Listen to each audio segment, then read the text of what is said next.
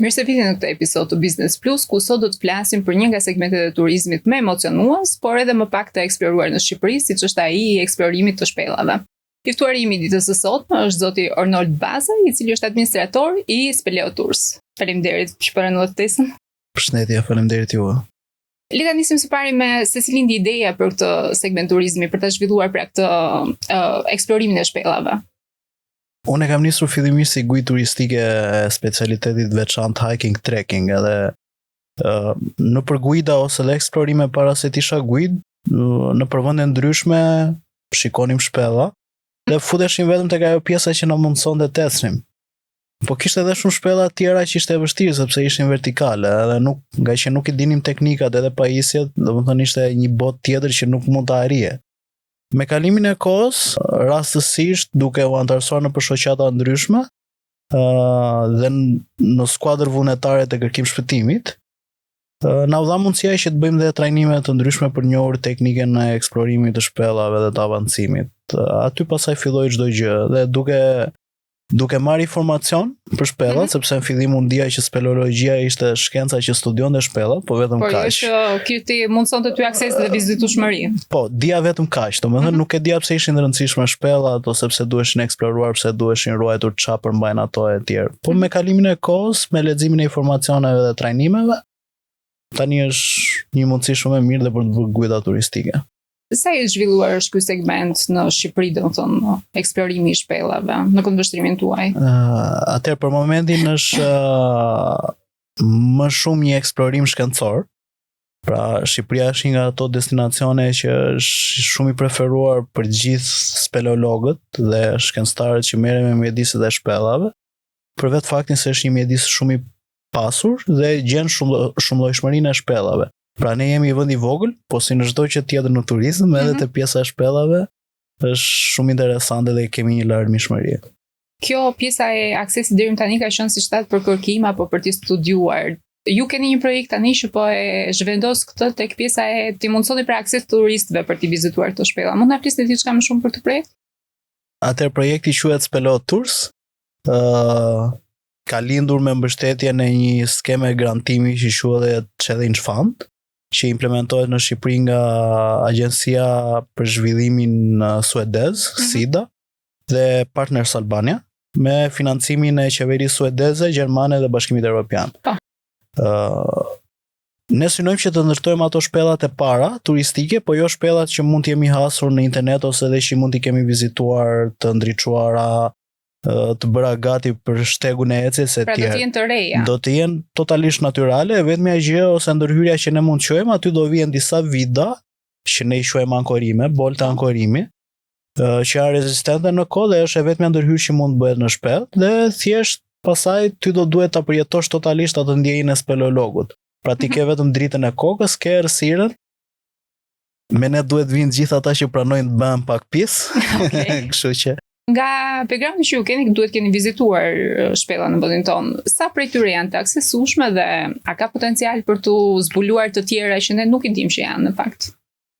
Po, ka shumë shpella që mund të kthehen shumë mirë turistike, por duhen pasur shumë kujdes që të ruhet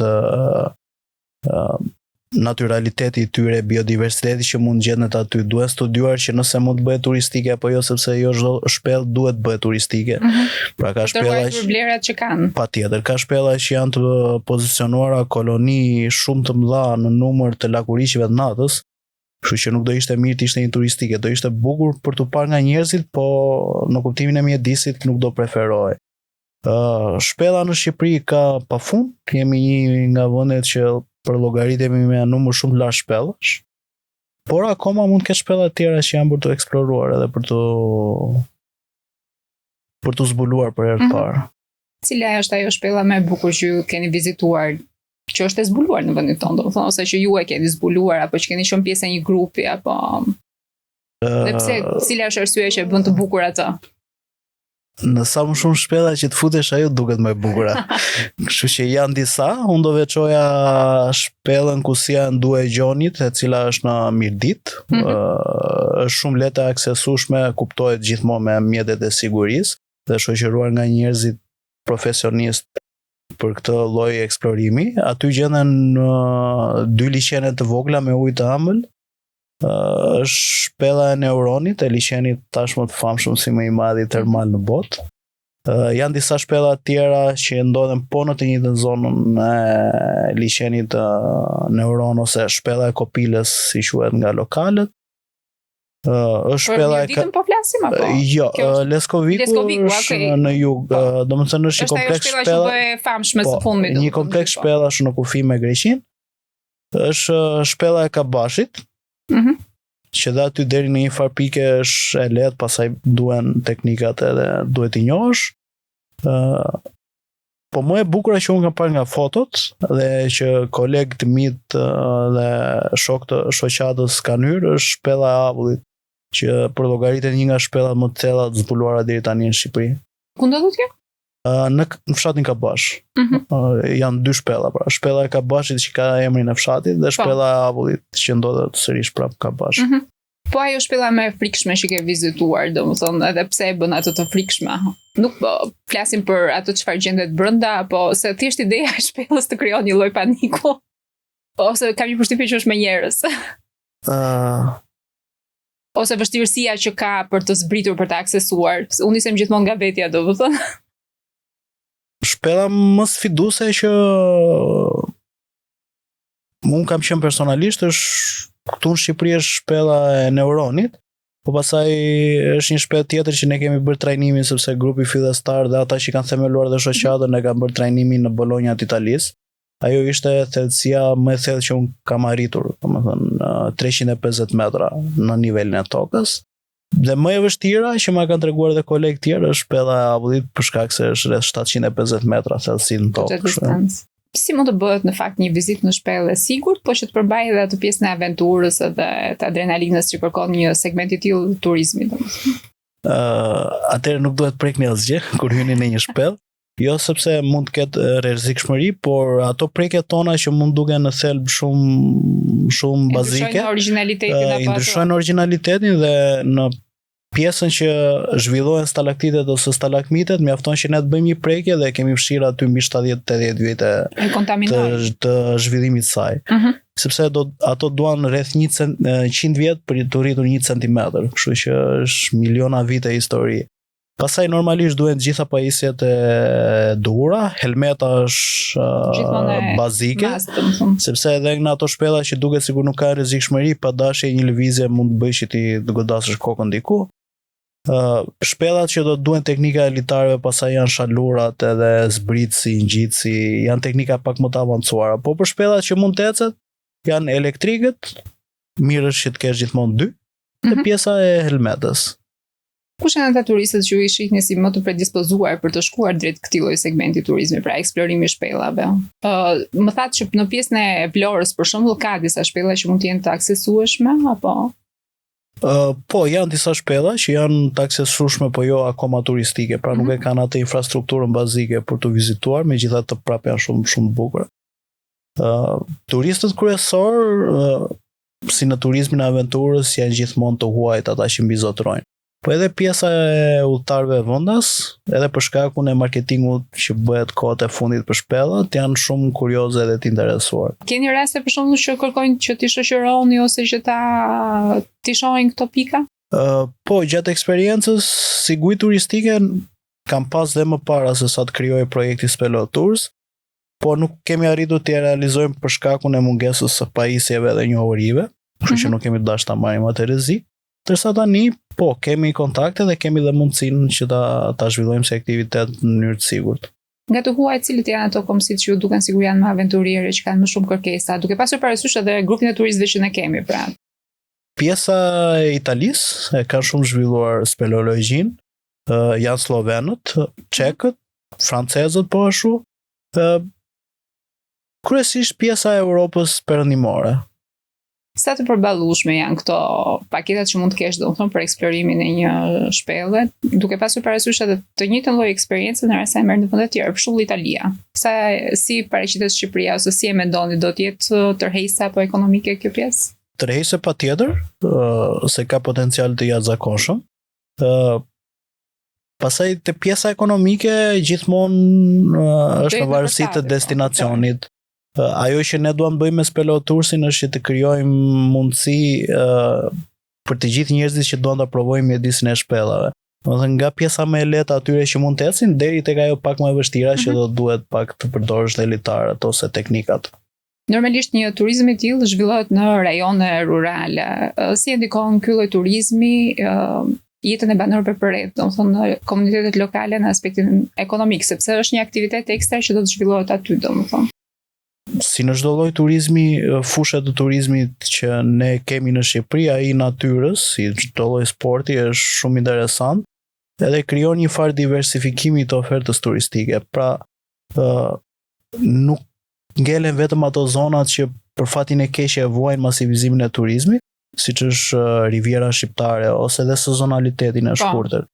Por duke zhvilluar aktivitete ndryshme në zonat rurale, sepse në shumicën e zonave rurale ku janë dhe shpellat më të bukura, meqense po flasim për turizmin e shpellave, fatkeqësisht ato janë gati në shuarje totale, pra popullsia është drejtuar në drejtim qyteteve ose edhe jashtë vendit.